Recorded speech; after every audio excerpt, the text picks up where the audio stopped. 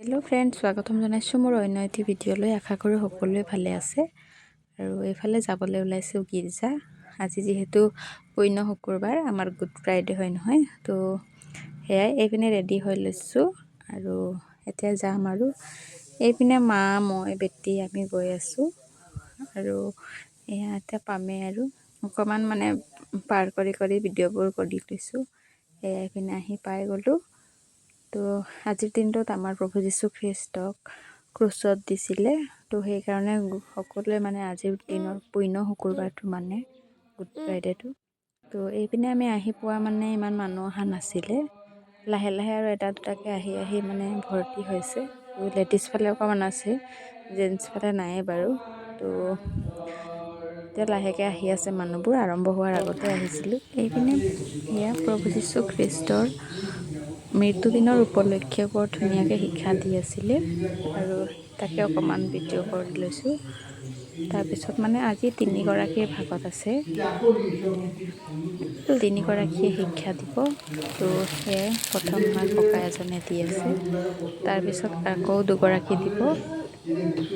তো ফ্ৰেণ্ডছ, ভিডিঅ'টো চাই থাকক শেষলৈকে দেই।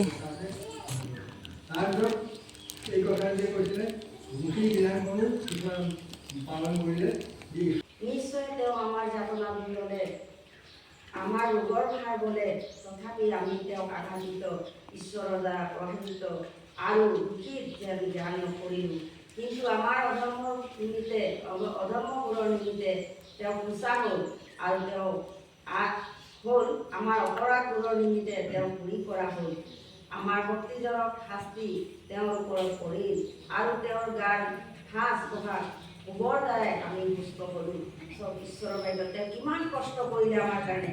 তেওঁৰ গাত মাৰিলে, তেওঁক বুকুচাত মাৰিলে আৰু তেওঁক জাঠি ঘাঁ লগালে, মূৰত তেওঁক ৰীতি পিন্ধালে আৰু অনেক সময় তাৰণা যাতনা কৰিলে, অনেক অকণ ঠাট্টা মস্কৰা কৰিলে। কিন্তু তেওঁ চব কিমান নম্ৰতা, তেওঁ কিমান নম্ৰতা, তেওঁ এষাৰ মাত নিদিলে যে মোক কিয় কৰিছা এনেকৈ বুলি, এষাৰ মাত নিদিলে। তেওঁ ইমান নম্ৰতাৰে তেওঁ আমাৰ কাৰণে তেওঁ তাৰণা যাতনাবিলাক ভুগিলে। কিন্তু আমি পাৰিছোঁ জানো সেই তাৰণা যাতনা তেওঁ যে আমাৰ কাৰণে ক্ৰুচত ল'লে, কিন্তু আমি সহ্য কৰিব পাৰিছোঁ নাই? আমি জগতত পাৰিছোঁ নাই? আমি ইজনে সিজনৰ লগত আমি পাৰিছোঁ নাই সেই তাৰণা যাতনা ভাগ হ'বলৈ? প্ৰিয়সকল, আমি সকলোৱে বাক্যবিলাক শুনি পিনে আমি নিজকে, আমি নিজৰ বাক্যবিলাক আমি শুনি পিনে বা পঢ়ি পিনে আমি জ্ঞান ল'ব পাৰিছোঁনে নাই? আমি নিজকে আমি বিবেচনা কৰোঁ। প্ৰিয়সকল, তেওঁ আমাক কি কৈছে? ইয়াত কৈছে, আমি সকলোৱে ভেড়াৰ নিচিনাকৈ অকলে গৈছিলোঁ, প্ৰতিজনে নিজ নিজ বাট লৈছিলোঁ আৰু জিহুৱাই আমাৰ সকলো অপৰাধৰ ভাৰ তেওঁৰ ওপৰত দিলে। এটাও তেওঁ তাত নিদিলে আৰু তেওঁ তাত যেতিয়া তেওঁ বৃদ্ধ বুলি ক'লে, তেতিয়া তেওঁ সকলোৱে বৃদ্ধ আৰু এই শব্দটো মানে বিকাশ শব্দ হয়, মহিমা শব্দ হয় আৰু এইদৰে তেওঁ চব্জি সম্পূৰ্ণ কৰিলে।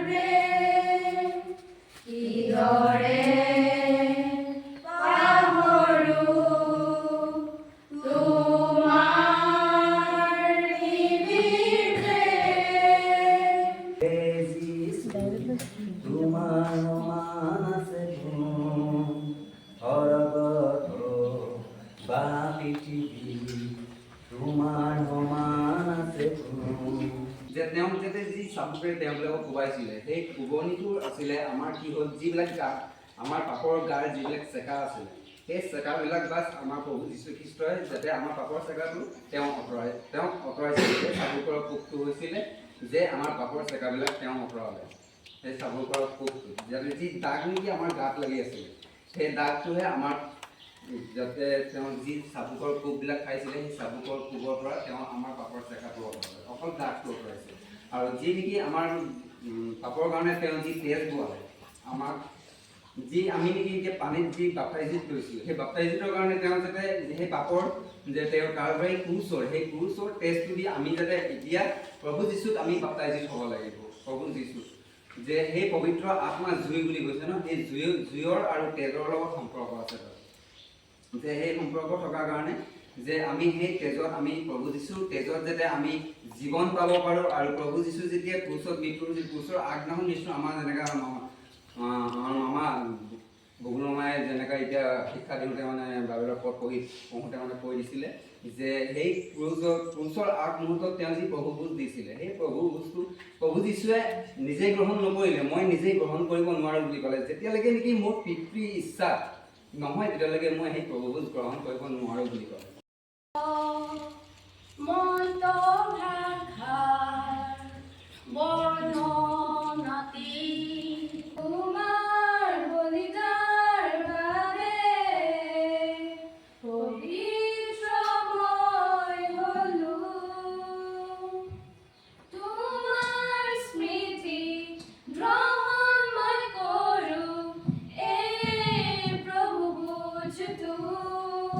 तेरा लहू बड़ा कीमती है, क्योंकि उस लहू में जो ताकत है उससे हम पाते हैं छुटकारा।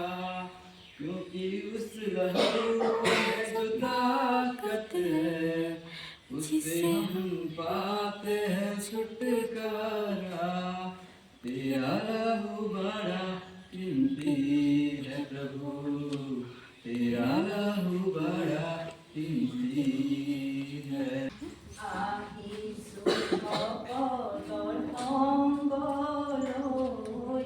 আনন্দে যিশু নাম গাবলৈ, যিশুৰ বিনে আন কতো পৰিত্ৰাণ নাই, এনো দেহা মৰি গ'লে পাবলৈ নাই।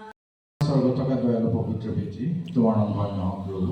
ৰক্ষা কৰিবলৈ বিচাৰিছিলে তেতিয়া যীশু খ্ৰীষ্টই তেওঁলোকক কি ক'লে যে তোমালোকে তেওঁলোকক বাধা নকৰিব, তেওঁলোকক আহিবলৈ দিয়া, কাৰণ এই শিশুবিলাকৰ লেখীয়া নহ'লে কোনেও স্বৰ্গৰ ৰাজ্যত প্ৰৱেশ কৰিব নোৱাৰিব, সোমাব নোৱাৰিব, অধিকাৰ কৰিব নোৱাৰিব। লোক 23 হৈ যায়। তেতিয়া যীশুৱে ক'লে, হে পিতৃ, এওঁবিলাকক ক্ষমা কৰা, কিয়নো এওঁবিলাকে কি কৰিছে তাক নাজানে। পাছে তেওঁবিলাকে চুটি পেলাই তেওঁ বস্ত্ৰ বাতি ল'লে, আৰু মানুহবিলাকে থিয় হৈ চাই আছিল। ধন্যবাদ দিছে। পবিত্ৰ শাস্ত্ৰ বাক্যই কি ক'লে? যিজন প্ৰভুৰ ডাকে প্ৰথমেই ক'লে যে 7টা বিষয় তেওঁ আমাক জনালে, আৰু 7টা বিষয়ৰ প্ৰথম বিষয়টো হৈছে ক্ষমা। প্ৰথম বিষয়টোৱে ক্ষমা। আৰু তেওঁ এই ক্ৰুচৰ যাতনাৰ সময়ত তেওঁ কি কৰি আছিলে? ক্ষমা দি আছিলে। আৰু দ্বিতীয়জনে এটা বিষয় ক'লে যে আমি যেতিয়া নেকি যেনেকৈ যীশু খ্ৰীষ্টই যাতনাৰ সময়তো কি কৰিছিলে? ক্ষমা দি আছিলে, আৰু তেওঁ কি কৰিছিলে? প্ৰেম কৰি আছিলে। দ্বিতীয়জনে ঈশ্বৰৰ ডাকে তেওঁ কি ক'লে যে আমি তেনেকুৱা এজন ব্যক্তি হ'ব পাৰিছো নাই।